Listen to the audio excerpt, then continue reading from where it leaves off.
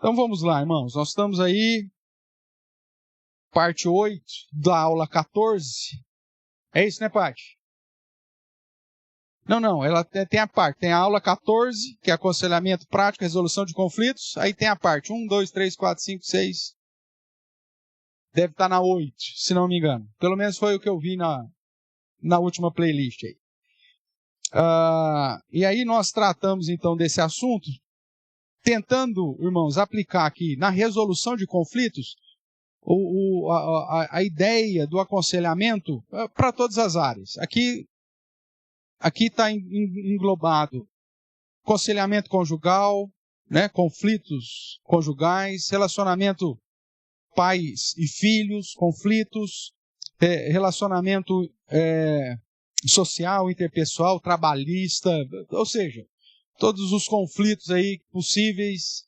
Então, os princípios para a resolução de conflito dentro da palavra do Senhor estão aqui. E nós já fundamentamos bem todo o padrão que se espera, né?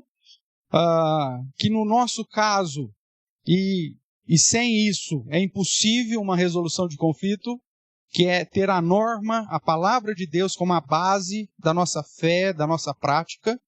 E dentro da resolução de conflitos, se eu estou lidando com um conflito com alguém que não teme a Deus, alguém que não teme ou não reconhece as Escrituras, e aí então nós vamos ter um problema, nós vamos ter que chegar à situação de nos afastar, como tantos outros personagens bíblicos fizeram, né?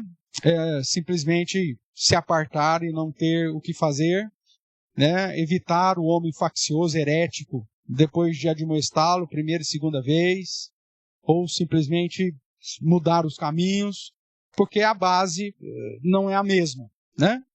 Mas a norma bíblica, então, é o padrão para a resolução dos conflitos. Vimos aí características, tanto no Antigo Testamento quanto no Novo Testamento, de posturas para a resolução de conflitos. Fizemos um estudo de caso a respeito da postura de Cristo numa resolução de conflitos, onde ele era o juiz ali, né, o conselheiro, a postura que ele usa. E aí tratamos sobre posturas que devem ser inerentes em todos os crentes, o cidadão do céu, para evitar conflito e, se porventura acontecer, essas posturas precisam ser vivenciadas em nós, para resolução, né? Nós pautamos isso lá nas chamadas bem-aventuranças. Então ampliamos aí a proposta do presbítero Lou Priolo, né? Americano lá que escreveu um livro, foi traduzido pela editora Nutra, Resolução de Conflitos, uma compreensão bíblica e suas implicações para a dinâmica dos relacionamentos, onde ele usa o texto de Efésios e apresenta 4 pré-requisitos. Nós trouxemos aqui para as bem-aventuranças e ampliamos aí a questão da humildade, mansidão, paciência e tolerância, né, que ele apresenta, esses 4 posturas, para 9. Inclusive, reforçando naquilo que nós entendemos aí, um pouquinho mais, principalmente quando ele trata sobre a paciência. E aí não é uma paciência pura e simplesmente, mas uma paciência redentiva, que visa a salvação, que visa a ideia que Paulo faz, né? Me fiz forte com os fortes, fraco com os fracos, a fim de que alguém fosse alcançado, né? Alguém se converta, alguém tome conhecimento da verdade. Então, às vezes, você vai assimilar aí a pancada na perspectiva de que o outro possa ser alcançado aí de uma perspectiva redentiva. Depois vimos aí da necessidade que para a resolução de conflito, da necessidade de um esforço, né? E aí usando o texto lá de Efésios capítulo 4, que é esse esforço diligente, né? Trabalhar de um modo diligente para buscar a paz. E é assim que a palavra ali aponta, né, para essa postura demasiadamente zelosa para fazer aí o que for melhor para buscar a paz. Aí estudamos alguns princípios bíblicos relacionados à necessidade de buscar a paz, de resolver conflitos, e chegamos aí a algumas posturas práticas necessárias para a resolução de conflitos. Em relação aos que são ofendidos, né? A prática do amor, do perdão, de uma obediência, e práticas relacionadas àqueles que estão arrependidos, foram os ofensores. Então ele tem que se arrepender, confessar, né? Essa ideia do arrependimento e confissão já apontando para o perdão, pedir perdão, e a restituição, que foi a última coisa que tratamos semana passada. Então vou passar aqui os slides rapidamente, porque aí nós trabalhamos com cada uma dessas práticas, né? Reforçando aí o padrão escriturístico, como que tem que ser. E aí hoje, então, nós reservamos essa aula final para aplicarmos aquele padrãozinho que nós, nesse último ano, trabalhamos aí, que é o gabarito para se fazer o aconselhamento, né? Os 4 elementos lá do aconselhamento bíblico que nós reforçamos e referendamos com os irmãos. Eu sei que já faz um tempo que nós estamos tratando só da questão básica da resolução de conflito. Muito provavelmente você já esqueceu dos 4 elementos básicos do aconselhamento bíblico. Ou não. Talvez não, né? Está tomando aquele remedinho para Alzheimer, né? Que eu já indiquei aí, né? Pedindo para que você... Uma vez eu identifiquei... vocês estavam começando com esse problema, né? Já pedi para ir dar uma verificada lá. É engraçado, né? Mas eu vi que não é um problema só meu, né? Essa semana eu recebi um vídeo de uma professora, né? Do primário. A professora chega para a classe e fala assim: abra o seu livro de gramática. Aí alguém: livro do quê, professor? Gramática. Aí o outro: o que é mesmo? E a professora gravando. Livro de gramática, página 12. Não sei qual que era a página. Exercício número tal. O que é mesmo? Fala o exercício com a página 4? Não, 12. Quer dizer, uma professora do ensino fundamental com crianças na faixa de 10 anos. Então tem o mesmo problema que eu tenho, né? A gente fala, aqui a gente projeta, inclusive, o texto bíblico, né, no sermão, lá no culto, né, assim, não faz? Está lá, texto bíblico, Salmo 1. Aí quem está aqui dirigindo fala: abra sua Bíblia. Abrir o quê? Meu amigo, você está na igreja, só tem a Bíblia para você abrir, ou é o inário, né? Não vai ser outra coisa qualquer. Mas aí a pessoa ainda pergunta: abrir o quê que ele quer? Aí tal. Aí você fala: Salmo 1. Aí você indica lá, mostra lá. Aí a pessoa: que é aquele? Que texto que é mesmo?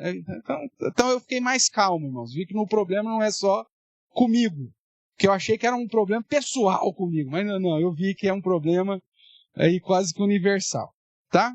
Mas os 4 elementos, lembrando lá, primeiro, você tem que entender o problema na visão de Deus.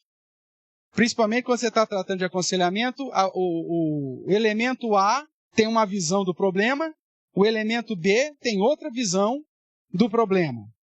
E às vezes extremamente conflitantes, por isso eles estão em conflito.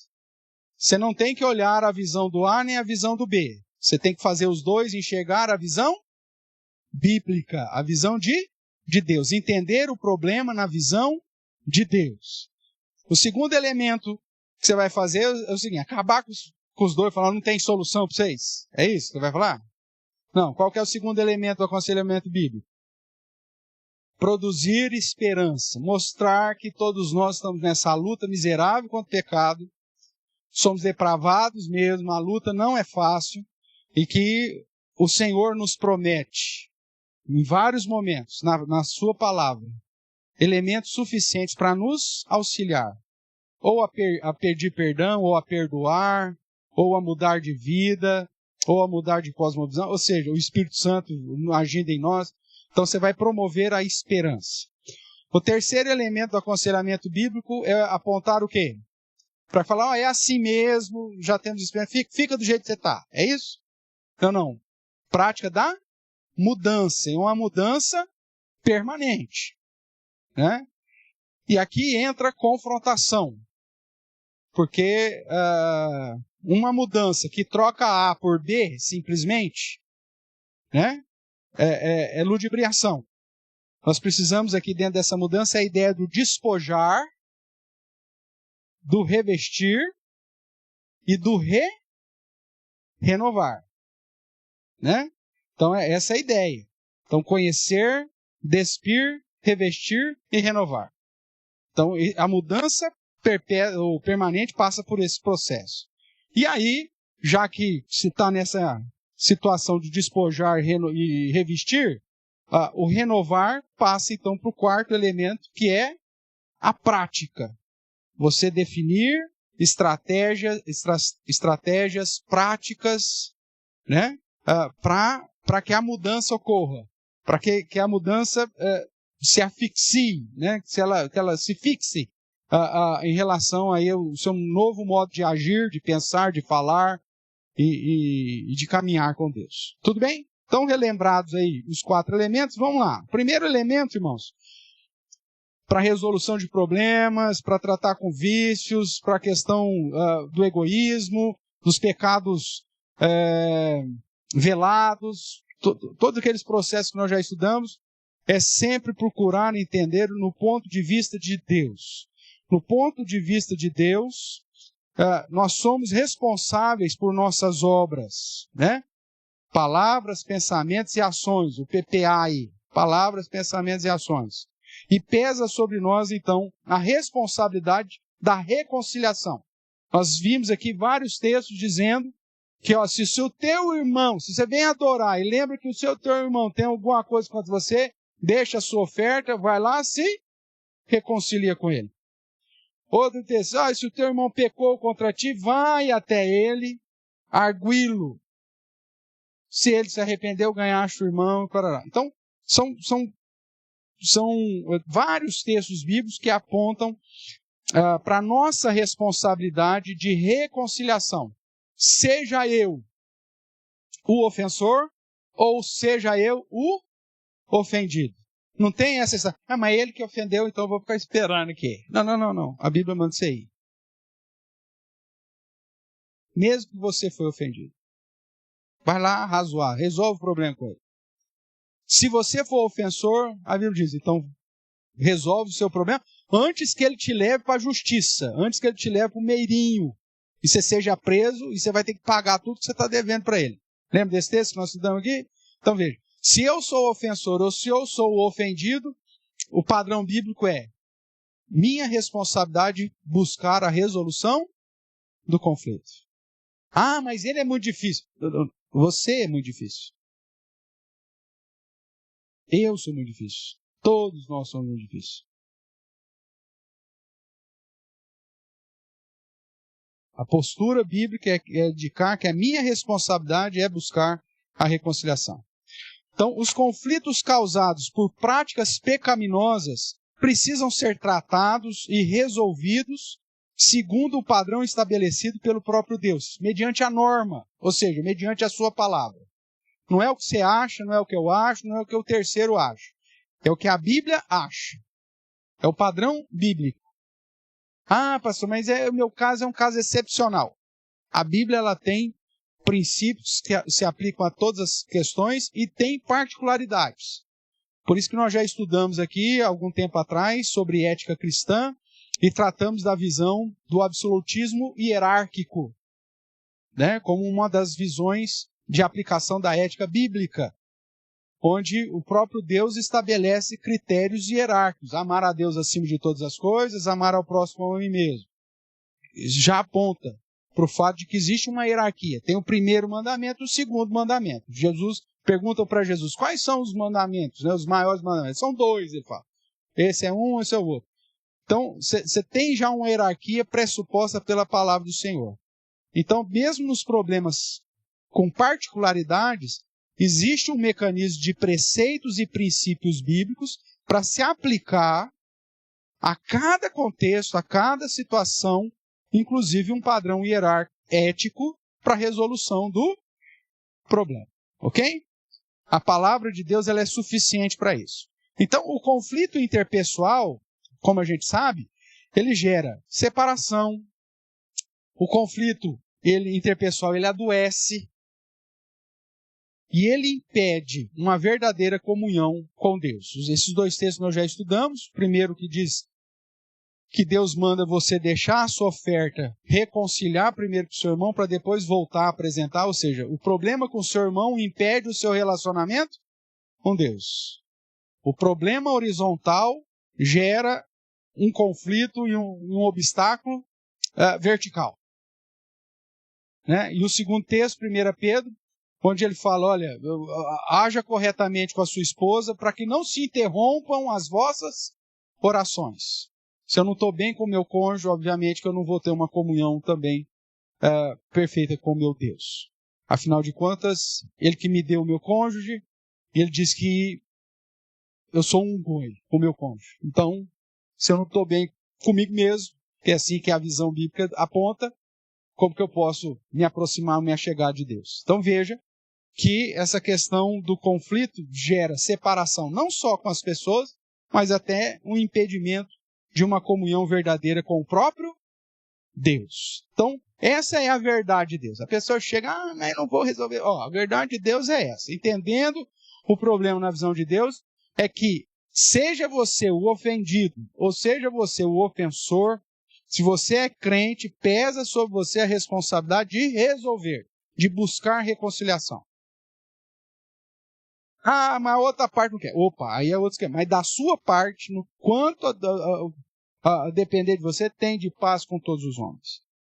Não fique devendo nada a ninguém, exceto o amor, Paulo vai dizer. Então eu tenho que amar. Deus, o próprio Senhor Jesus, me deu a ordem explícita de que eu tenho que amar e orar, inclusive, pelos meus inimigos. E às vezes nós nos pegamos, né, com essa dificuldade, e aí eu preciso me autoconfrontar e falar com o Senhor, né, o Senhor me ajude para que eu tenha uma postura diferente, né, para que eu ore pelo meu inimigo. Porque geralmente a tendência natural do meu coração é, eu quero que o meu inimigo se lasque. Né? O desejo é que o Senhor pese a mão, eu quero ver esse homem sofrer. Quero ver essa pessoa definhar, quero ver ela secar. Geralmente é assim. E aí você vê, você sabe que o outro é injusto, fez uma injustiça contigo, e você vê o cara indo tudo bem com ele, aquele te incomoda. Que te adoece. Você fala, meu Deus do céu, eu comendo ovo e eu passei ali, o cara tá lá no rodízio, miserável. E eu aqui, nem com micro-ondas quebrado, não vai dar nem para esquentar o ovo. Tá. Então, quer dizer, se você não cuidar do seu coração, a tendência é você ficar amargo. Né? A raiz de amargura vai brotar, vai virar um ipê, vai virar um baobá dentro do seu coração, um negócio imenso, uma sequoia, né? E aí, meu amigo, isso vai te adoecer, isso vai transformar você numa pessoa amarga, inclusive não conseguindo se alegrar em ver a graça comum de Deus sobre o ímpio. Fazer o quê? O sol nasce, né? Já dizia Oreste Quercia, o sol nasceu para todos, para mim e para você. Não é assim que cantava a musiquinha do Quercia lá na década de 80? Então é graça comum, meu amigo. Faz parte. Nossa, eu tô velho mesmo, hein? Lembrando umas coisas dessas, hein? Então veja. Mas aí eu olho para o meu inimigo e não sinto prazer em vê-lo indo bem. Não compete a mim. Deus sabe. Às vezes Deus está abençoando, inclusive o ímpio, o injusto, para que ele amontoe brasa na cabeça dele, porque ele não está fazendo aquilo que deveria em relação com Deus. Isso é problema dele com Deus. O meu é buscar a reconciliação. Até quem fez mal para mim. Tá bom? Então vamos lá. Dentro ainda dessa, entendendo o problema na visão de Deus, o nosso egoísmo, ele gera práticas pecaminosas que causam conflito e problemas, seja quando ofendemos ou quando somos ofendidos. É incrível, porque mesmo quando somos ofendidos, o nosso egoísmo faz com que o fato de eu ter recebido a ofensa gere mais pecado ainda. Né? Porque aí eu aproveito aquilo para difamar. Vou pegar um exemplo. Eu fui ofendido. Fulano veio e fez alguma coisa para mim que me ofendeu. Eu sou a parte vítima do negócio. Tá. Na visão bíblica eu vou lá, vou tentar resolver com ele. Não, eu já não faço isso. Ele fala, você não sabe o que o fulano fez comigo. Fulano é um miserável, safado mesmo, vagabundo. Fez isso e isso comigo. Aí eu conto para todo mundo. Aí eu começo a difamar o cara. Eu não quero resolver o problema com ele, porque aí senão, se eu resolver o problema, eu vou ter que abafar aquele negócio, está resolvido, pronto, acabou. Não, eu quero que o problema fique, porque agora eu vou ter motivo para difamar. Olha só, eu fui ofendido, mas uso da ofensa recebida para gerar mais pecado. Ou para argumentar em favor da minha ira, do meu descontrole, ou seja lá o que for. Todos nós somos sujeitos a isso. E eu preciso tomar cuidado com isso, moço. Porque até quando eu sou ofendido, isso, por conta do meu egoísmo, isso se produz num ambiente propício ao meu pecado.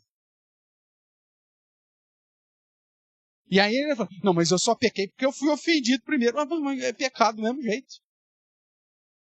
Na visão de Deus, seja eu ofensor ou ofendido, eu tenho a responsabilidade de procurar resolver o problema. Então nós temos aí alguns textos, né? Quero rapidamente aí com vocês pegar aí Mateus capítulo 7,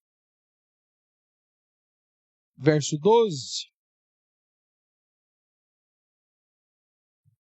Vai dizer assim, dentro ainda do sermão de Cristo, né? O sermão do monte, ele diz, tudo quanto, pois, quereis que os homens vos façam, assim fazei-o vós também a eles, porque esta é a lei e os profetas. Fazer os outros, não o que eles merecem, mas aquilo que você gostaria de receber deles. Não, pastor, isso aqui não é pula. Muito provavelmente esse versículo aqui você não vai ver marcado na Bíblia de ninguém. Agora, tudo posso naquele que me fortalece, tem até um neon piscando. Né? Tem até LED já. Tem uma luz que fica piscando. Você abre Filipenses, a luz... Alguns versículos assim, você marca, põe luzinha para piscar. Agora um que fala para você, meu filho, faz para os outros aquilo que você gostaria que fizesse para você, independente do que o cara fez para você. Não, esse aqui, pastor, esse aqui deixa. Ou se a gente vai usar um marcador de texto, usa preto. Que aí já apaga o que está escrito. Cuidado, irmão. A palavra, ela é fonte de confrontação. Tá certo? Então faça para o outro aquilo que você gostaria que fizesse, mesmo que ele não fez para você, mas a sua postura é você fazer. Ainda no capítulo 18, no verso 7, Mateus 18, verso 7, você vai encontrar a seguinte questão. Ai do mundo, por causa dos escândalos, porque é inevitável que venham escândalos, mas ai do homem pelo qual vem o escândalo. Ou seja, eu preciso me guardar, porque ai de mim, se eu for instrumento de escândalo. Ai de mim. E vai ter um monte de gente de plantão para te incentivar a dar escândalo.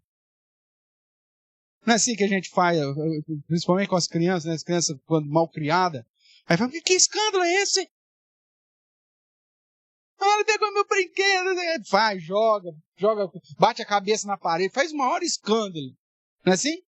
Tem gente que fica grande e continua fazendo os mesmos escândalos. Né? E aquilo choca quem está vendo. Escandaliza quem está vendo. A palavra do Senhor falou, isso é inevitável. Escândalos vão acontecer, as pessoas vão fazer coisa errada, tal. Mas ai daqueles pelo qual vem o escândalo. Então, se ai daqueles pelo qual vem o escândalo, qual que é a minha preocupação? Que eu não seja a fonte de escândalo. Tem aquela música que a gente canta, né, recentemente, Cartas para o Mundo, né? Que vai falar que eu não impeça ninguém de te ver. Quando o meu testemunho, irmãos, destoa da beleza do meu Salvador, eu estou impedindo as pessoas de verem o meu Salvador. Eu estou causando escândalo. Então, eu tenho que tomar cuidado. Essa é a visão, o problema na visão de Deus. E aí você tem tantos outros textos aqui que vão apontar para isso aí. Então, nós somos chamados, irmãos, a viver em paz no que depender de nós e amar a Deus e aos outros. Esse padrão do amor é, inclusive, uma dos 3 testes que o evangelista João, lá nas suas cartas, apresenta. O teste do amor é que vai me caracterizar se eu sou nascido de Deus ou não.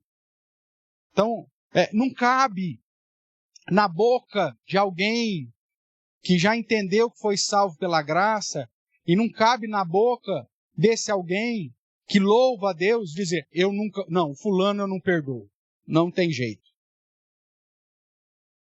Não, eu preciso amar, inclusive, o meu inimigo. Isso não significa necessariamente, obviamente, né, que eu vou aceitar as práticas pecaminosas do meu inimigo. Mas eu vou ter aquela paciência redentiva para que eu possa ser instrumento para que ele alcance. Agora, se eu estou brigado com ele, como que eu vou exortá-lo? Como que eu vou mostrar para ele que ele, inclusive, está no caminho errado? Não tem jeito.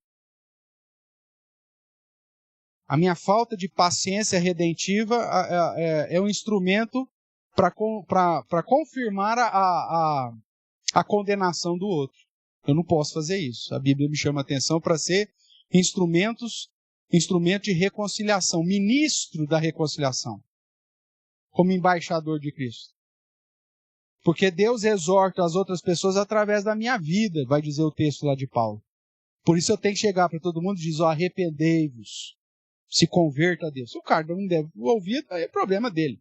Mas o meu papel é ser um instrumento para a reconciliação, o ministério da reconciliação. Ok? Então nós somos chamados aí para amar a Deus e aos outros. E aí você tem uma infinidade de textos bíblicos, a maioria desses nós já estudamos, já vimos aqui. Quero pegar alguns aí, vamos aleatoriamente. Vamos lá, Marcos 12.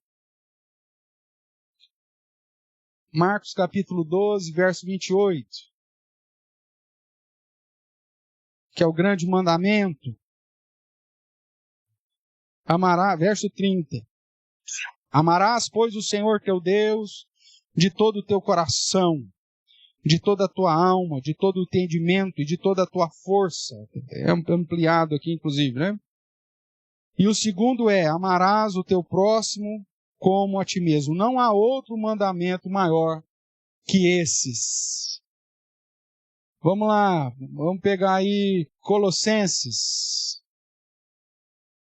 Colossenses capítulo 3.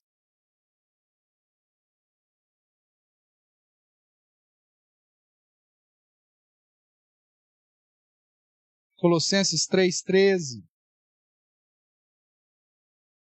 Suportai-vos uns aos outros, perdoai-vos mutuamente, caso alguém tenha motivo de queixa contra outrem. Assim como o Senhor, o que ele fez? Vos perdoou, assim também perdoai vós. Filipenses, volta aí um pouquinho. Nada façais por partidarismo ou vanglória, mas por humildade, considerando cada um os outros superiores a si mesmo, né? Não busque a sua própria vontade, mas sim glorificar a Deus. Textos que vão dizer a respeito de amar a Deus acima de todas as coisas e amar ao próximo. Então, o problema, na visão de Deus, seja no caso do ofendido ou no caso do ofensor, nós estamos aqui tratando com um casal, nós estamos tratando aqui com 2 amigos, nós estamos tratando aqui com o pai e o filho. Na visão de Deus, não importa quem é o ofensor e quem foi o ofendido. Porque na visão de Deus, o problema é sempre o nosso coração. Seja você ofensor ou ofendido, a prática é a mesma. Ama, perdoa, se arrependa, reconcilia, confessa, restitui, obedece. Não tem o que fazer. Seja focado no ofensor, seja focado no ofendido. A palavra de Deus vai sempre nos conduzir à responsabilidade de termos posturas para buscar resolver o conflito. Aí entra as pimentas do negócio. Mas, pastor, eu quero resolver o conflito, mas o cara não crê na Bíblia, ele não quer seguir o padrão bíblico. Aí depende, é um amigo, é um sócio? Olha, isso faz sociedade, não tem jeito. Não, pastor, é casamento. Aí você tem a postura da paciência redentiva, que eu chamei aqui, que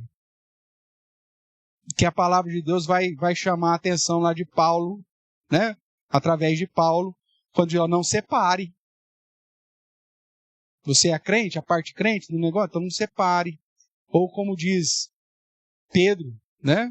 3. Tem um procedimento honesto se o seu marido ainda não obedece a palavra. O que é isso? É paciência redentiva. Você vai aguentar o baque. Fazer o quê? Né? Casei com o cara não era crente, não quer saber de nada, ou casei com a esposa, a mulher não quer nada de Deus, não quer ir na igreja, não quer ler a Bíblia, eu falo das coisas de Deus e ela pula fora.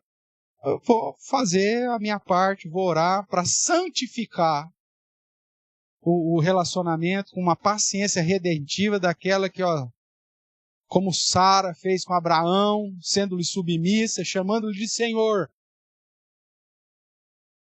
Essa é a palavra que Pedro vai nos trazer, né? Pastor, não tem jeito, tem que separar, vamos divorciar. Aí, esse é o padrão que o mundo quer, irmãos. Às vezes é o caminho mais fácil, né? Ainda mais dentro de um contexto, principalmente hoje, que a mulher às vezes tem segurança financeira, não depende mais do marido, como era algumas décadas atrás, então ficou mais fácil ainda para separar, mas não precisa dele. Mas o padrão é digno de honra, seja entre todos o matrimônio. Caramba, por que colocaram esse versículo lá, né? Colocaram. Então, pronto. Então, digno de honra seja o matrimônio, bem como o leite sem mácula. No que depender de você, você vai glorificar a Deus, amando, com a paciência redentiva, com humildade, com submissão, sujeição. Deus vai recompensar. É essa a promessa. Eu muitas vezes, irmão, já fui tentado várias vezes como conselheiro, principalmente conjugal, conversando, acompanhando o casal há muito tempo. Quantas e quantas vezes veio aqui, né? Para falar assim, larga, separa, pelo amor de Deus. Nem eu estou aguentando mais vocês. Veio. Não é uma nem duas. Eu já perdi as contas de quantas, nesses 30 anos de aconselhamento, né, como conselheiros, quantas e quantas vezes. Né? Mas a graça do Senhor tem me ensinado nesses 30 anos, que até aqueles que eu, particularmente, como conselheiro, no meu coração, até desistir, Deus faz o impossível, né? E já vi Deus restaurar coisas assim que nem eu achei que podia ser restaurado. Então, é confiar. E nunca falar, mesmo que venha na pontinha, né? O nosso papel é apresentar a visão de Deus. Tá certo? Então, vamos caminhar mais um pouco aqui. Então, é isso. O segundo elemento aí do aconselhamento bíblico, você tem que trazer esperança. Né? Começar a ver as coisas boas. Mesmo na luta, mesmo na dificuldade. Né? Às vezes o simples fato do casal vir até um aconselhamento já é um avanço. Porque até pouco tempo atrás ele dizia que nunca ia falar com um conselheiro. Então, às vezes, o simples fato do cara ter te acompanhado num aconselhamento pastoral, já é um grande avanço. Então, encha as pessoas de esperança. Mostra que, né? Não, mas ele veio só para desencargo de consciência. Tudo bem. Quem convence do pecado, do juízo da justiça, não é o conselheiro, é quem? É o Espírito Santo de Deus. Por isso que o Espírito Santo tem que estar na jogada. Ok? Então, se ele já veio, ótimo. Deus vai tratar. Às vezes uma palavra, às vezes um gesto, às vezes um versículo, é mais do que suficiente para quebrar aquele coração duro que você acha que não tem solução. Então traga esperança. Então aqui você tem que encher o aconselhado de esperança bíblica, né? O livro lá de autoconfrontação do curso de aconselhamento, ele vai dizer: Deus o capacitou para conceder perdão aos outros. Porque tem gente que fala assim, mas não consigo perdoar. Não, Deus é que vai te capacitar, e Ele promete isso na sua palavra. Tanto o perdão como o amor bíblico não depende dos seus sentimentos, mas de um ato de vontade em resposta ou em obediência ao amor de Deus por você. Então, chega e diz, eu não... Calma. Deposite sua vida na presença de Deus, busque mais a Deus, e você vai ver Deus tratando seu coração, te dando a capacidade de perdoar, de amar, de sujeitar, de restaurar, de reconciliar. É possível. Deus, Ele pode restaurar qualquer vaso quebrado, irmãos. Ele tem poder. Os milagres que Cristo fez apontam para o impossível. Qualquer tipo de situação que você possa imaginar, Jesus veio e deu uma solução. E quando os verdadeiros filhos de Deus, reconciliados com Deus, entendem o padrão de Cristo, até os maiores inimigos podem ser restaurados. Não importa. Então, encha o seu aconselhado aí de esperança, né? Vamos lá, relembrar aqui o texto de Efésios 4, que chama a atenção da minha responsabilidade, né? Quando ele diz assim, 4:32, antes sede uns para com os outros benignos, compassivos, perdoando-vos uns aos outros, como também Deus em Cristo vos perdoou. Então você vai encher e falar, Deus não te perdoou? Então então agora você também pode aplicar isso sobre o outro. Você vai encher o coração dele de palavras que vão motivá-lo com esperança na ação de Deus na vida dele, a caminhar a segunda milha, a caminhar um pouco mais aí em prol da restauração. 2 Coríntios capítulo 5, verso 14, nós vemos aqui o exemplo de Cristo. Paulo vai dizer assim, pois o amor de Cristo nos constrange. Julgando nós isto, um morreu por todos, logo todos morreram. E ele morreu por todos para que os que vivem não vivam mais para si mesmos, mas para aquele que por eles morreu e ressuscitou. O amor de Cristo nos constrange, porque eu recebi de graça tudo. Como que agora eu vou ser egoísta de não querer caminhar a segunda milha, de não buscar o perdão, de não buscar a reconciliação, de não buscar a restauração? 2 Coríntios 5, 14 e 15. O amor de Cristo nos constrange. Ele morreu por todos. Então, o que eu posso fazer agora? Se eu fui alvo desse perdão, desse amor grandioso. Agora, quando nós não entendemos a depravação total, irmãos, achamos que nós somos merecedores da salvação pelos nossos méritos, aí tudo isso aqui cai por terra. Lembra lá uma das nossas primeiras aulas? A teologia errada gera entendimento errado e prática errada. Lembra disso? Então, se eu tenho aqui, não, eu sou bom, os meus méritos é que me levam à condição. Então, fulano não merece o meu perdão, porque sou eu. Agora, a doutrina da depravação total diz que todos nós somos pecadores, não há um justo sequer. Que a gente não consegue fazer o bem, se não for Deus. Jesus vai dizer, sem mim nada podeis fazer. Até para você perdoar, você precisa da ajuda de Deus. É isso que a esperança vai dizer.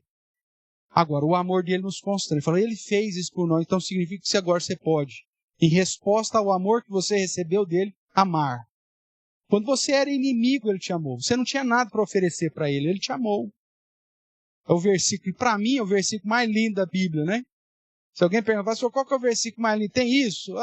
Eu tenho um, que é o Romanos 5:8. Deus prova o seu amor para conosco pelo fato de ter Cristo morrido por nós quando nós ainda éramos pecadores. É a prova do amor. A prova do amor de Deus. Como que eu sei que Deus me ama? As pessoas falam, eu queria tanto saber se Deus me ama. Está dando tudo errado na minha vida. Será que Deus me ama, pastor? Oi, Cristo morreu na cruz, ô miserável. Que maior prova de amor que você quer? Eu queria uma casa nova, um carro novo. Não, isso aí é egoísmo seu. Isso é pecado seu. Não, eu queria ser curado. Isso é egoísmo seu. Porque a maior prova de amor foi Cristo ter morrido por você sem você merecer nada. Quando você ainda era inimigo. Quando você ainda era pecador. Isso é depravação, entendimento da depravação total. Se eu não tenho esse entendimento bíblico, eu acho que eu não... que eu sou merecedor. Então eu acho que os outros é que tem que se humilhar para mim. Ele tem que vir aqui pedir perdão, porque senão eu não perdoo. É ele que tem que vir aqui pagar, porque senão se ele não pagar, eu também não olho mais na cara dele. Não dou nem copo d'água mais para ele. Quem não entendeu que nós não tínhamos nada. Então você vai encher o coração da pessoa falando, gente, o que você era? Eu falei recentemente com os adolescentes, não foi, Ana Laura, você estava sexta passada, né? Que a melhor maneira de você apresentar o evangelho para alguém, quem Jesus é para alguém, você precisa primeiro apresentar para a própria pessoa quem ela é. Porque somente aquele que entendeu que ele não é nada, vai reconhecer o quanto ele precisa de quem Jesus é. Aí é um campo fértil para você apresentar quem Jesus é. Mas se o cara ele acha que ele é bom, ele não conhece nem a si mesmo, não sabe que é miserável pecador, você vai falar de Jesus para ele e falar, tá bom, tá jóia, obrigado. Legal esse Jesus, muito legal. Menino bonzinho ele, gostei. E vai ficar nisso. Então a melhor maneira de se apresentar Deus para alguém, quem é Jesus para alguém, é primeiro você apresentar quem é a própria pessoa, para ela mesma. Porque a grande parte das pessoas não sabe quem elas são. E a Bíblia nos revela quem somos, irmãos. Pecadores, injustos, passíveis de um modo justíssimo de uma condenação eterna. Onde tinha que ter pelo menos 2 infernos para ser justo. Porque um só ainda fica devendo. O dia que eu entendo isso, eu falo, eu preciso de Cristo. Aí eu quero saber quem é Cristo. Então o entendimento a respeito de mim muda o meu modo de ver o mundo. E me enche de esperança. Porque não depende de mim. Eu sozinho não vou conseguir perdoar, amar, fazer o que deve ser feito. Mas em Cristo, eu posso. É Ele me constrange, o amor dele me constrange para isso. Humanamente falando, eu não suportaria perdoar aquele cara que fez isso ou aquilo comigo. Mas em Cristo, eu posso. Porque Cristo me perdoou de uma dívida muito maior. Então muda. Você começa a dar esperança. Ok? Então eu posso perdoar e amar se tão somente eu desejo obedecer. Porque Deus me mandou amar e perdoar. Então, não, eu quero obedecer a Deus, então eu vou fazer. E o próprio Deus é que vai agir em mim. Produzir em mim. Não só o querer, quanto o realizar. É Deus, irmãos. Eu preciso buscá-lo. Ok? Ainda caminhando aqui, depois que se encheu o seu aconselhado da esperança de que é possível mudar uma vez que ele está em Cristo, perdoar, amar uma vez que ele está em Cristo, aí entramos no terceiro elemento do aconselhamento bíblico. Ele precisa aprender isso, entender que isso é o padrão, despojar do que não presta, revestir do que presta. Acabou aqui? Não. E renovar o jeito de pensar. Porque senão ele vai voltar a trocar a roupa para a mesma porcaria que ele estava anteriormente. Tem que renovar o modo de pensar. Esse é o processo da mudança. Aprender, despojar, revestir e renovar. Então vamos lá.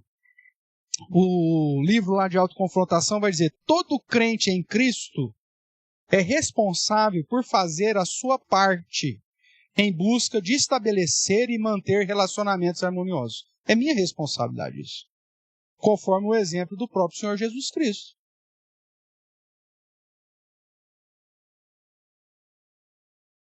Toda vez que alguém queria de fato conhecer, Cristo se coloca à disposição. Você pega mesmo os fariseus, né? Jesus tem alguns encontros fantásticos com os fariseus. Principalmente com aqueles que gostariam, que queriam aprender. Você tem alguns exemplos bíblicos. Nicodemos é um grande exemplo do Evangelho de João. Ele era um dos principais dos fariseus. Você tem José de Arimateia.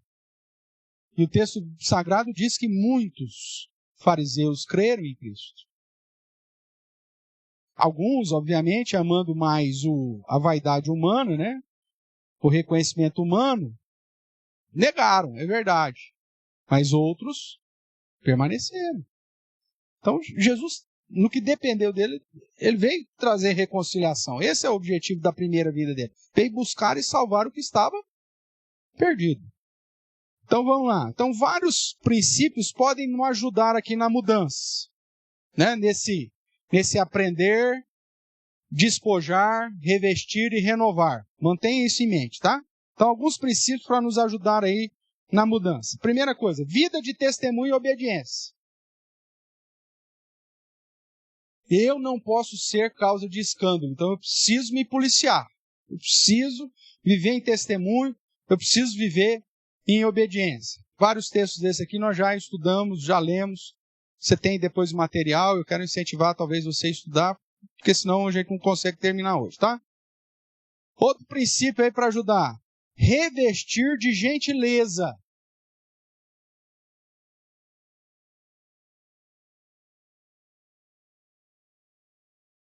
Começa com o básico.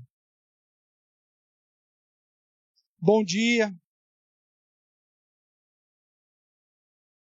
Lembra que eu te falei que aqui, a nossa região aqui, me desculpe aí, né?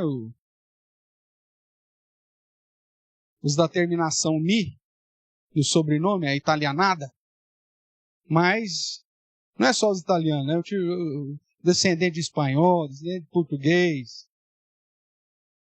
Eu tive a oportunidade de visitar esses 3 países. Não tem que pôr e tirar. É tudo mal educado. Os 3.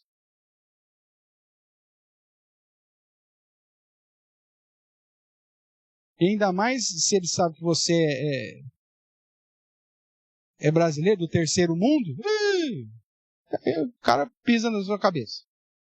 São mal educados. É da cultura. Só que o fato de ser da cultura não é desculpa.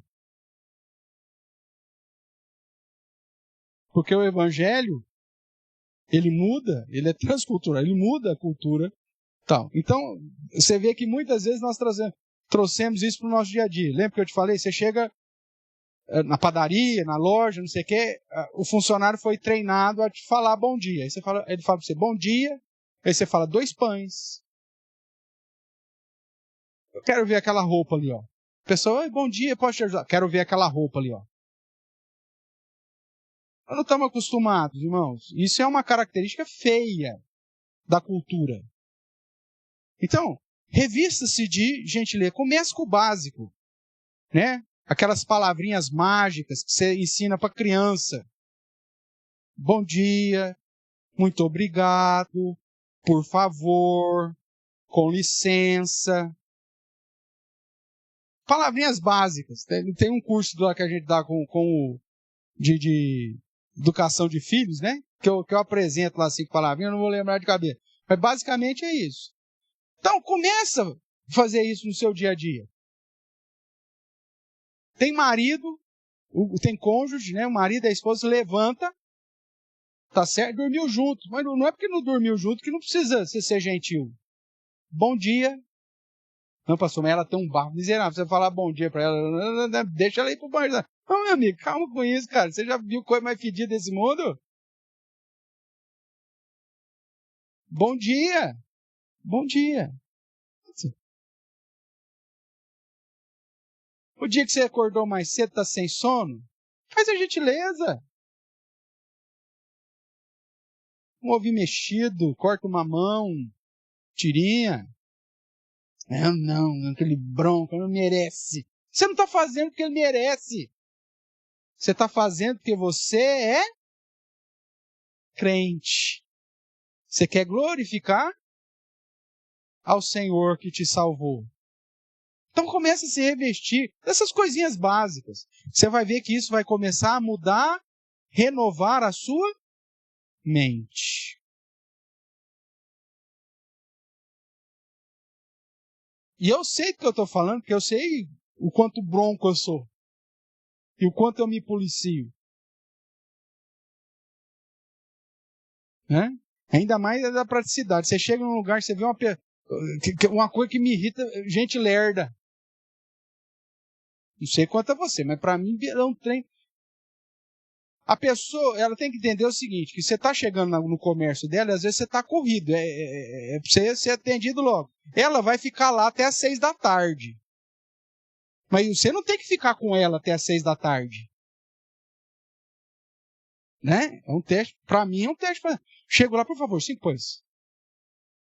Aí a pessoa pega, ô fulano, abrindo o saco. Fulano, aquela encomenda, meu amigo, se você está tratando de outro serviço com ela, você está pulando a minha vez. Eu pedi os 5 pães. Aí o que você tem que fazer? Revestir de gentileza. É fácil?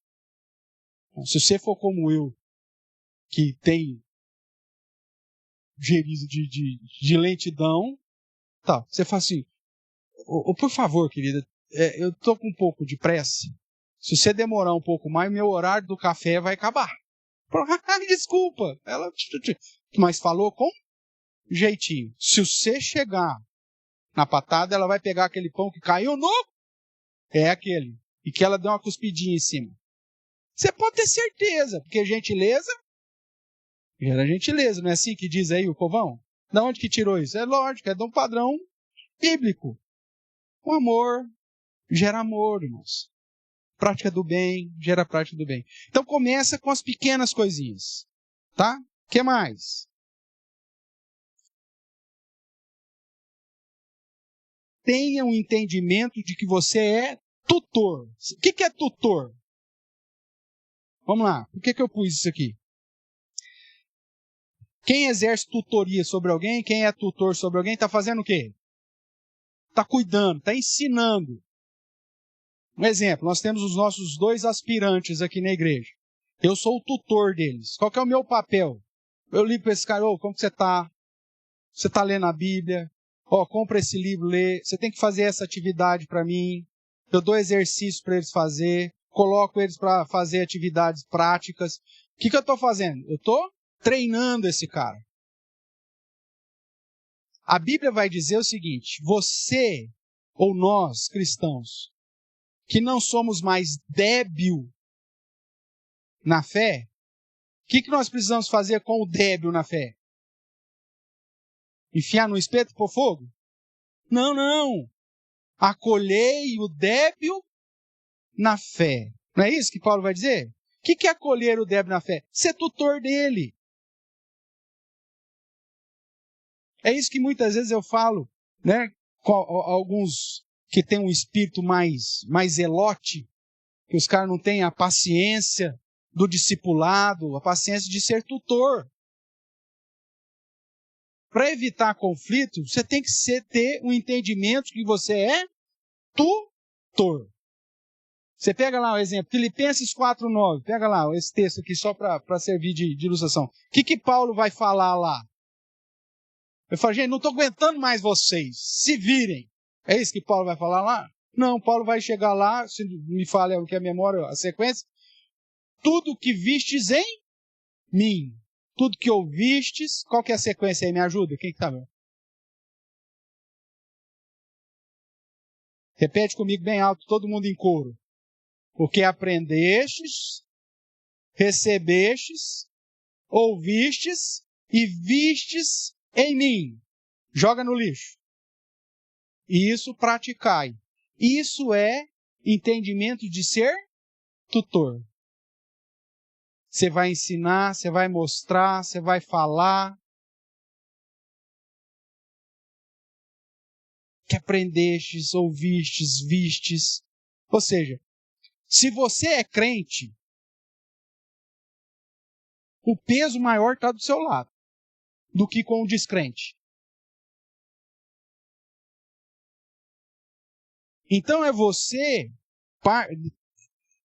nesse peso aqui, é você que tem que dar o exemplo. O outro é ímpio, ele é débil, ou é novo na fé. Então eu vou acolher.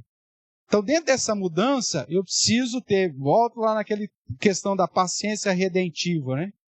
Agir, e o tutor ele tem que ter uma paciência, meu amigo. Porque o tutelado dele, ele não tem experiência. Então o tutor tem que fazer o quê com o tutelado? Vai falar de novo, vai ensinar de novo, vai mostrar de novo, vai fazer de novo, e de novo, e de novo.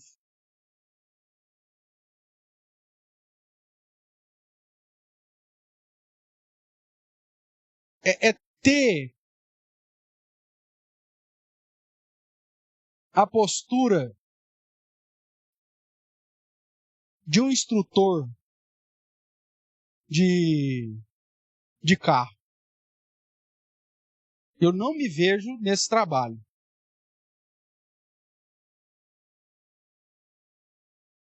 Eu começo bem, irmãos. Eu começo bem. Primeira aula vai legal, segunda aula vai legal. Mas aí na terceira aula, se o carro afoga depois que você ensinou tantas vezes, aí já perca a paciência. Eu tenho mais um na fila agora para testar, para ver se eu melhorei. Né? Mas na vida, a minha postura tem que ser essa. O entendimento de tutor. Eu estou ali para ensinar e ele não sabe, ele não tem experiência. E não vai ser em uma semana, 2 semanas que ele vai ter a experiência minha de 32 anos de carteira. Só que eu quero que ele, depois de 3 aulinhas que eu dei, ele tenha a mesma experiência dos meus 32 anos. Isso é demonstração que falta entendimento de tutor. A mudança passa por isso. Não, eu estou aqui para ensinar. A gente tem a tendência de fazer isso com filhos dos outros. Mas com os nossos a gente não quer ser tutor.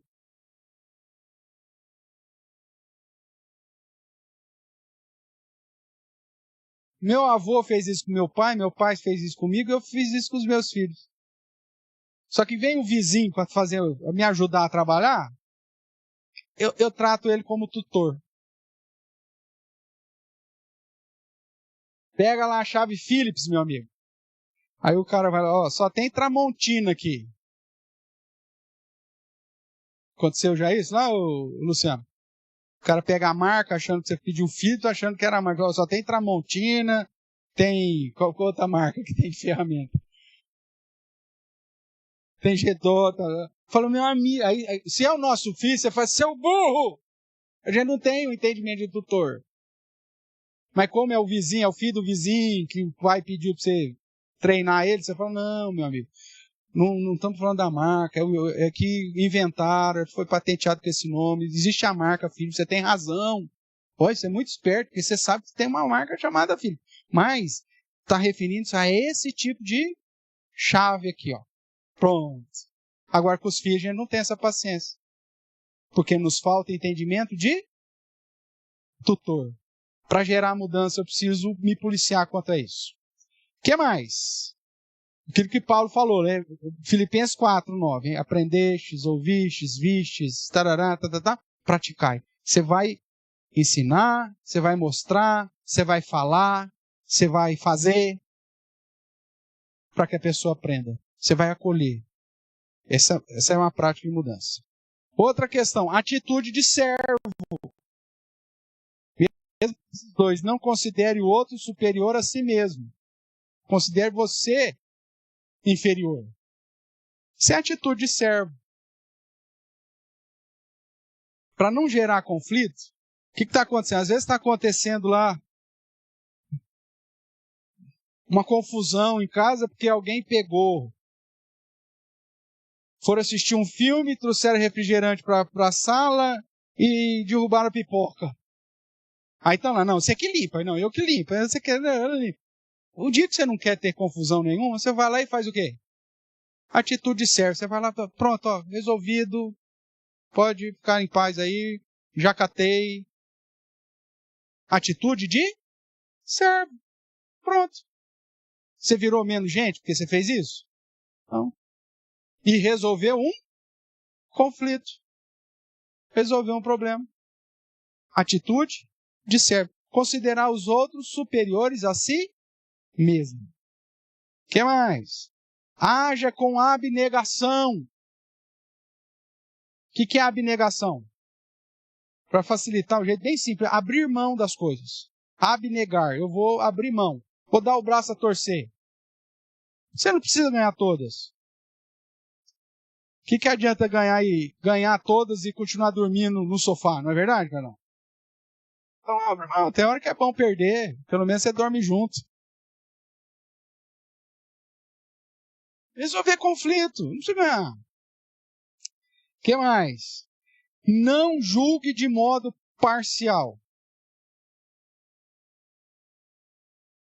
Um dos textos aí, eu não sei se eu coloquei junto, mas um dos textos que fala sobre isso é a questão: não provoquei os vossos filhos a ira. Não tem nada mais que provoque a ira de qualquer filho do que a injustiça no julgar. Ou julgar de modo parcial. Foi 2 pesos, 2 medidas. Para o fulano pode, para mim não pode. Isso irrita qualquer um. Então haja de modo imparcial. Julgue, não se envolvendo na causa. Porque se você julgar de modo parcial, vai gerar o quê? Conflito. Vai ter gente reclamando. Agora, se for justo, de acordo com a norma, com a base, não puxando sardinha para ninguém, fazendo o que é certo, vai. A tendência é a ideia. Ficou bom para você? Ficou bom para você? Tá aqui, o padrão é esse. Tá bom para você? Tá bom? Tá pronto. Agora, se você agir de modo parcial, puxando a sardinha para um em detrimento do outro, quem levou o prejuízo vai ficar uma tiririca. E vai gerar briga, vai gerar confusão, vai gerar conflito. Então você tem que mudar o jeito que você lida. Você é o líder, então você tem que mudar o jeito que você julga. Porque senão você vai gerar confusão lá na sua empresa, entre os empregados, entre os seus filhos. Porque você não está julgando de modo correto. Você tem que mudar. Faz parte dessa mudança. O que mais? Ainda falando, né, da mudança bíblica, agora entrando basicamente naquilo que nós já vimos, aprender, despojar, revestir, renovar. Então você precisa aprender que Deus quer que você ame e obedeça. Ele diz para você, amai-vos inclusive o teu inimigo. Você tem que aprender. Para mudar, eu preciso mudar. Eu estou querendo ser o justiceiro do mundo. Eu oro a Deus nesse sentido, porque tem hora que eu quero, Senhor, eu quero ser mais justo que o Senhor, Pai. Tem hora que eu compro umas brigas que não é minha, Senhor. E me ajuda, Pai, porque senão não vai mudar esse negócio. Tem que amar, tem que obedecer. O que eu vou despojar? De toda a ira, de toda a autojustiça, de toda a amargura, de todo desejo de vingança. Você tem uma lista enorme nos registros bíblicos do que você tem que despojar para evitar conflito. Se for o caso, faz o exercício lá, pega uma folhinha lá, pega um caderno, melhor dizendo, e vai registrando tudo que falar para você despojar.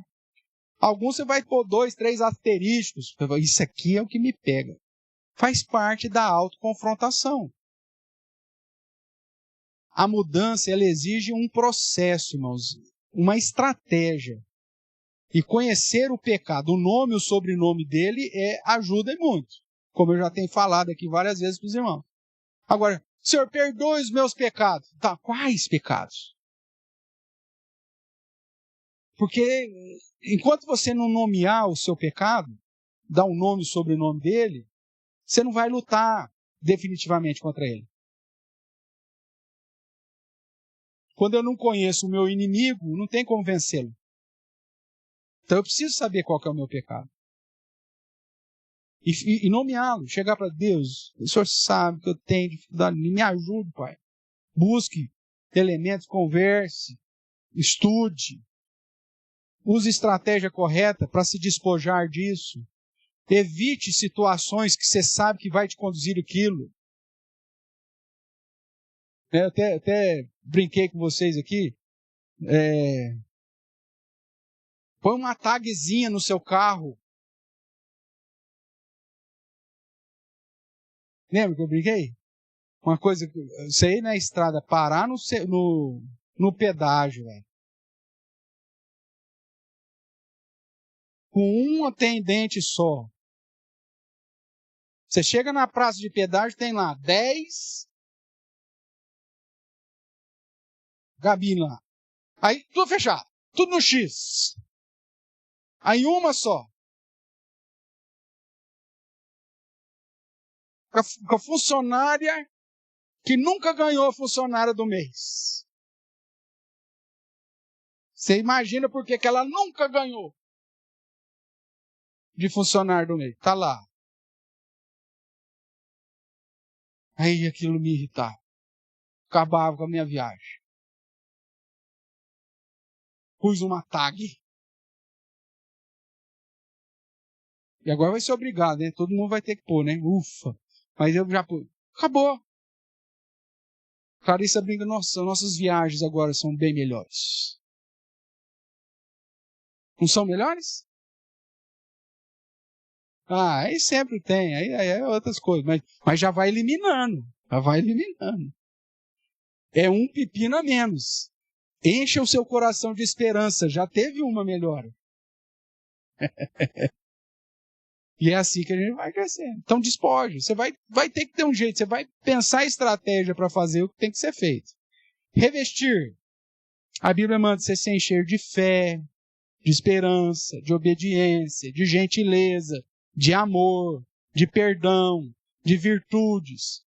Como diz lá Filipenses 4:8, tudo que é bom, tudo que é perfeito, tudo que é louvor existe, se alguma coisa boa é, seja isso que ocupe o vosso pensamento. Começar a trazer coisas boas, porque geralmente vai amenizar para que o conflito exploda. E o renovar. Eu devo fazer tudo para a glória daquele que me salvou. Eu sou um templo. Eu tenho que fazer tudo para evitar que o nome de Deus seja escandalizado. Eu sou um representante. Ele me chamou. Não porque eu mereço, mas porque Ele me chamou. Ele me constituiu um reino e um sacerdote. Eu preciso ter, renovando a minha mente. Falo, não, o velho Everton faria isso, mas agora não. O novo Everton vai fazer diferente. Isso faz parte do processo da mudança. Tudo bem? E, entrando no último aí, aplica a prática bíblica, que você vai direcionar o aconselhando com a estratégia bíblica, definir o plano básico e o plano emergencial para colocar em prática os pensamentos, palavras e ações para a glória de Deus e para experimentar a paz de Deus na comunhão com o Deus da paz, que é o que Paulo vai dizer lá em Filipenses, capítulo 4, verso 7, capítulo 4, final do verso 9, se não me engano. Então, separe textos bíblicos, né, para serem meditados, decorados, visando ajudá-lo a vencer a ira, a pecaminosidade, a raiva, a amargura, o ódio, o desejo de vingança. Você vai identificar qual que é o problema maior lá do aconselhando, você vai identificar e tratar o pecado com o nome certo. Né? Quanto mais fácil você identificar o pecado, fica mais fácil você lidar com ele. Na elaboração do plano básico, você precisa mudar aí os pensamentos, palavras e ações. Então nós precisamos pensar biblicamente, falar biblicamente, agir biblicamente.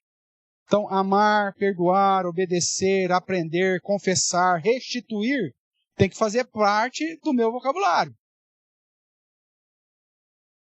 Ninguém está falando aqui que você vai parar de pecar do dia para a noite. Não existe isso. Só que a sua postura vai ser diferente, inclusive, quando você pecar. Não é simplesmente uma confissão, é uma contrição. Né? Não vai mudar. No sentido, vou virar santo, nunca mais vou pecar a partir de hoje. Tem como isso acontecer? Não. Só que você tem que se aperfeiçoar a estatura de Cristo. Você tem que melhorar a cada dia. E as pessoas precisam ver isso. Porque serve do seu testemunho. Então você vai fazer um plano de colocar o que você precisa. O que está faltando? É isso. Então vou colocar isso na minha vida. Então lute contra a sua carne e a inclinação de autojustiça. É aquela situação do perdão. Tá bom, eu peço perdão, mas você sabe que eu só fiz isso porque você fez aquilo. Não tem argumento. A confissão é confissão pura e simples, né? Ouça antes de responder e pense antes de agir. O ímpeto é um inimigo dos conflitos.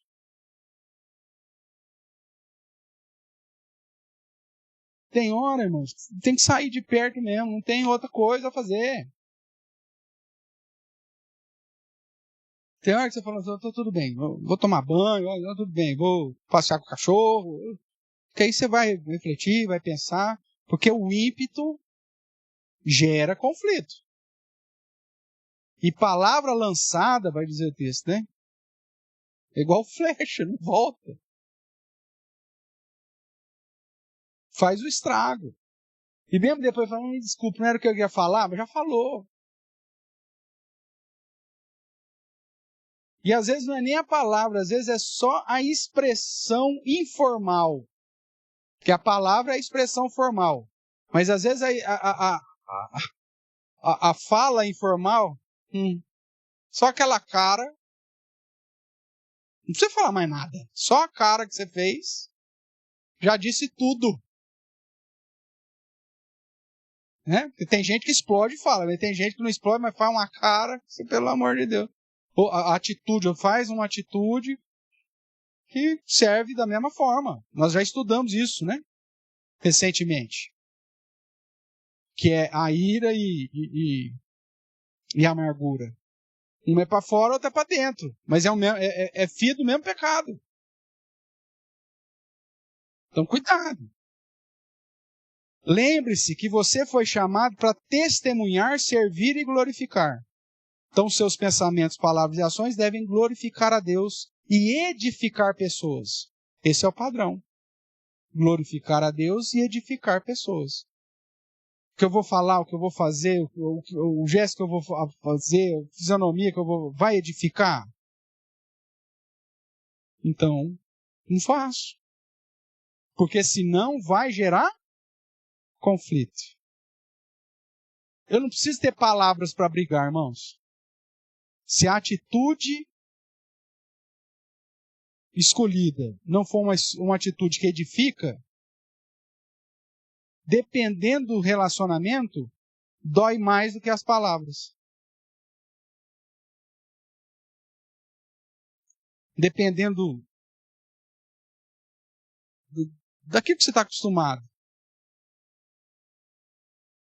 Né? Tem gente que, inclusive, gosta, me dá um soco na cara, mas vamos resolver esse negócio, porque a sua indiferença dói mais do que o soco na cara. O seu desprezo, a sua soberba, a arrogância. Tem um monte de coisa que dói mais do que as palavras para algumas pessoas. Então, mas eu não falei nada. A pessoa ainda pega e fala assim, pastor, mas eu não falei nada para ele. Aí o cara fala, mas é justamente isso, pastor. Se ela tivesse me xingado, doía menos. Mas eu chego na sala, ela sai. Eu entro no quarto, ela vira. Se eu pergunto alguma coisa, ela justamente não falou nada. Mas o não falar que é o problema. Está machucando muito mais do que se ela falasse. Não sei se eu estou sendo claro aqui no que eu estou falando. Mas veja, né? Não é questão do verbalizar. É a atitude. Por isso que é palavras, pensamentos e ações. Tem que edificar, senão não serve. Dentro ainda da prática bíblica, agora olhando, indo para o final aqui, né? Pensando aí no plano emergencial, então algumas diretrizes aí que eu pontuei aqui. Então, sempre, né? Ore, peça ajuda a Deus. A palavra do Senhor diz que Ele está sempre pronto a nos socorrer. Pratique o amor, coloque isso em prática. O amor não é sentimento, irmãos. O amor bíblico não é sentimento. É prática. A gente confunde muito, né, por causa da questão ocidental, do nosso entendimento de mundo, o amor como paixão, como sentimento, como emoção. A visão bíblica de amor não é sentimento. A visão bíblica de amor é prática obediente. Por isso o padrão lá de 1 Coríntios 13 vai trazer um amor diferente do amor que a gente geralmente utiliza por aí. Confesse os seus pecados a Deus. Confesse. Não é? E não põe no pacote, não. Senhor, perdoe a multidão, os bilhões de pensamentos. Não. Pastor, vou ficar o dia inteiro confessando. Confesse. Enquanto você estiver confessando, você não está pecando. Né? Então, mesmo que for o dia inteiro, então vai diminuir o seu número de pecados. Cada dia vai diminuir um pouco mais. Pode ter certeza disso. Mas confesse. Confesse os seus pecados contra quem você pecou. Tiago 5,16. Confessai os pecados uns aos outros para que sejais curados. Muito pode. Sua eficácia é a súplica do justo. Arrependa-se e humilhe-se.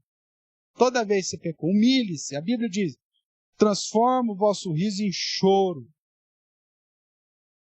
em tristeza. Você precisa ser humilde de espírito. Reconhecer o seu pecado e se humilhar diante de Deus. E diante daquele que você pecou. Fulano, eu fiz de novo. Perdoe de novo. Reconheça. Né? Busque reconciliação. Vamos resolver a nossa situação. Não está legal. Mesmo que seja para definir aqui que você vai, como Paulo e Barnabé, né? Que eu vou para lá com Silas e você vai para cá com João Marcos. Mas vamos resolver esse negócio. Não dá mais para ficar junto, porque eles estão pensando diferente, a equipe não aceita. Então tudo bem, mas então você vai para lá, eu vou para cá. Mas vamos continuar fazendo o que a gente tem que fazer. Mas resolva. Busque a reconciliação. Tanto é que depois isso fica claro quando Paulo chega no final do ministério e fala, ó, agora manda trazer João Marcos aqui, ele me é útil. Preciso dele. Reconciliação. Busque. Restitua o dano causado. Se é possível, né? Se entra dentro daquelas características, daqueles esquemas que é possível restituir, então restitua. O que mais? Mude expressões e palavras. Se policie. Às vezes tem expressões e palavras que desenterra defunto. Joga fora, não usa mais. São palavras que faz a outra pessoa a remontar uma outra situação, um outro contexto, uma outra...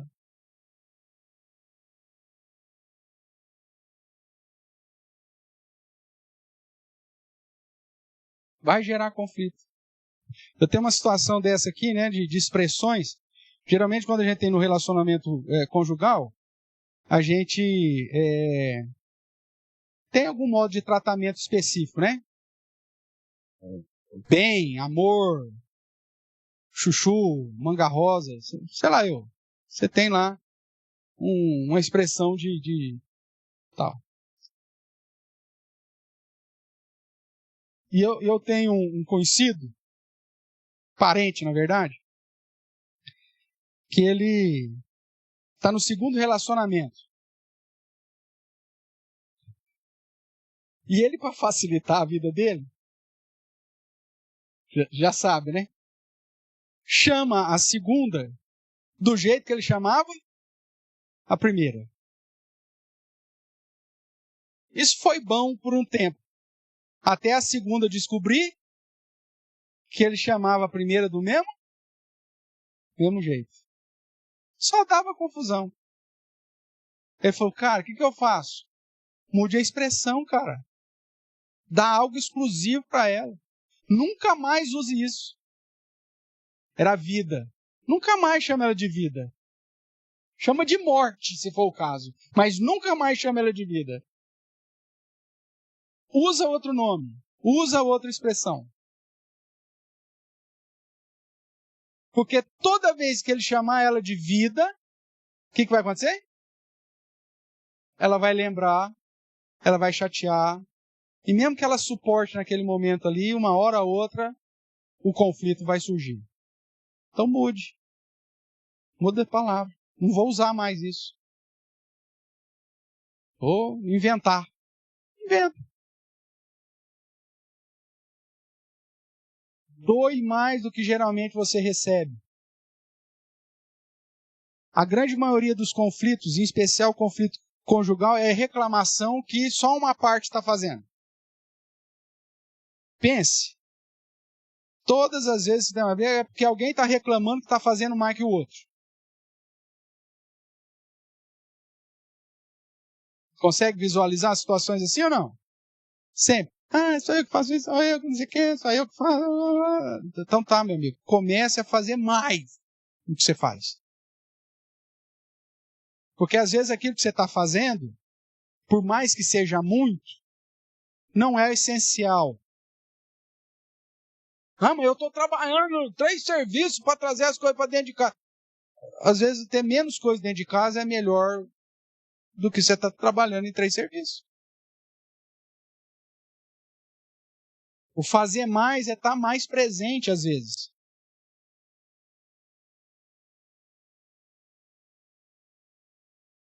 Você vai ter que identificar isso, porque senão vai gerar conflito. Doe mais do que você geralmente recebe. E, para terminar, não podia deixar a clássica pressuposição de que nós estamos trabalhando e vamos continuar trabalhando até o final do ano, que é: quer comais, quer bebais, ou façais outra coisa qualquer, fazei tudo para a glória de Deus. Vai glorificar a Deus? Faço. Não vai?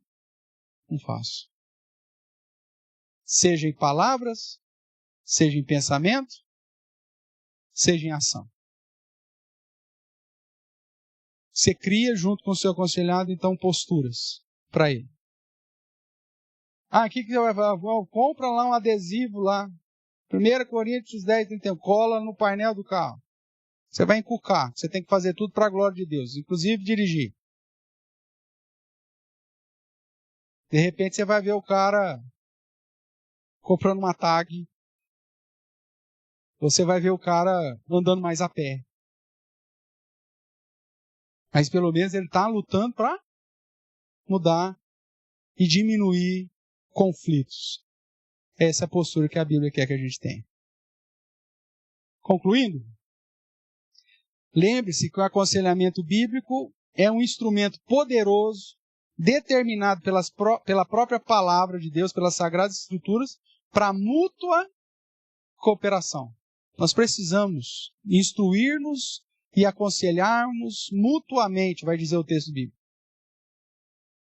Logo, a vida cristã pode ser vivida plenamente em todas as áreas e conduzir-nos a experimentar das promessas de Deus ou as promessas que Deus tem para nós, de modo a viver uma vida abundante, cheia de paz, feliz, mesmo na realidade desse mundo caído. Um dos meios para que isso ocorra, o texto que eu acabei de citar, Colossenses 3:16. Habite ricamente em vós a palavra de Cristo. Instruí-vos e aconselhai-vos mutuamente em toda sabedoria. Irmãos, nós chegamos ao final dessa sequência de estudos que trazem vários elementos para a gente. É lógico que só com os anos e com a aplicação daquilo que aprendemos é que isso vai ser essencial para gerar mudança. Se a gente estudar e nunca mais pegar isso, muito provavelmente nós vamos esquecer e não vai produzir efeito nenhum. Então você que começou a estudar um pouco sobre aconselhamento, procure outros livros para se aprofundar. Se tiver oportunidade aí investir em num congresso, né? Existem inúmeros congressos de aconselhamento bíblico que acontece no ano. Você tem módulos, né? Essa própria editora Nutra, que nós mencionamos, né? O presbítero Márcio até comprou o livro. Vira e mexe no site dela, ela coloca alguns congressos. A própria ABC, lá que nós falamos, de aconselhamento, também, né? Todo ano, no mês de agosto, finalzinho de julho, começo de agosto, você tem um congresso, que é uma semana, né? Geralmente em Águas de Lindóia, lá dessa ABC, né? Que trata, é um currículo extenso, né? Então tem gente que está lá já no 10º ano e ainda não pegou tudo, porque sempre tem uma novidade, sempre é um negócio novo. Então, às vezes, você tem a disponibilidade, né, de nas suas férias lá, reservar uma semana das suas férias para você investir no ministério e tudo mais. Tem aí já data alguma coisa da ABC?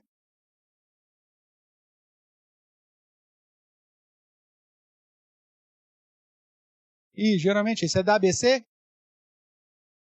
ABC, então. Tem casais que aproveitam, irmãos, para fazer isso, né? Tira férias. Mês de férias, primeira semana viaja, segunda semana visita a família, terceira semana fica de perna pro ar, quarta semana, a última semana, eu vou dar para me aperfeiçoar aí. Leva a mulher, fica no hotel lá, né? Come do bom, do melhor, tem uns momentos livres lá para você dar uma desparecida e acompanha lá talvez uma palestra, um curso, né? Geralmente com pessoas bem capacitadas. Se Deus tem chamado você para esse ministério, organize-se também para investir no seu ministério.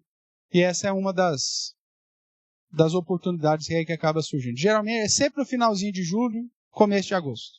Tá? Que Deus abençoe. Pode falar para mim. Aí você tem várias opções. Tal. Se você ficar no hotel que é o congresso, geralmente é mais caro, porque todo mundo vai querer ficar lá, né? Tem a facilidade que você está ali pertinho, mas como tem muitos hotéis, às vezes você está no hotel da esquina, você só atravessa a rua, você está no hotel que vai ser o congresso. Então. E outra, geralmente se você se organizar, eles dividem isso para você pagar durante o ano, né? Então, vai ficar lá 5 dias, geralmente, né? Vai ficar, pastor, R$1.500. Mas às vezes isso ele parcela durante o ano, 12 vezes aí e tal. Investimento que às vezes, se Deus tem te chamado para esse ministério, vale a pena às vezes pensar e investir. Né? De qualquer forma, o material está disponível lá no YouTube, né, para você rever quantas vezes você quiser. Tem material de livros aí, tanto a gente está investindo na biblioteca devagarinho, vira e mexe a gente está comprando um livro ou outro para a nossa biblioteca da igreja, alguns relacionados a aconselhamento bíblico. Então, se é seu desejo crescer nesse ministério, procure, a gente te acompanha aí, te auxilia de alguma forma, leituras para comprar, cursos para fazer. Porque uma coisa eu creio que todos nós temos a convicção, né? Aconselhamento bíblico é aplicável em todos os contextos. Seja lá no seu trabalho, você já faz isso de certa forma, né? Só que às vezes falta a ferramenta adequada. As pessoas vêm conversar comigo, o pastor pede para eu, o que você acha? Eu não sei o que eu falo, não sei o que eu indico. Então às vezes falta a ferramenta. Mas oportunidade eu tenho certeza que todos nós já temos experimentado de ter a oportunidade de poder aconselhar alguém. Tá bom?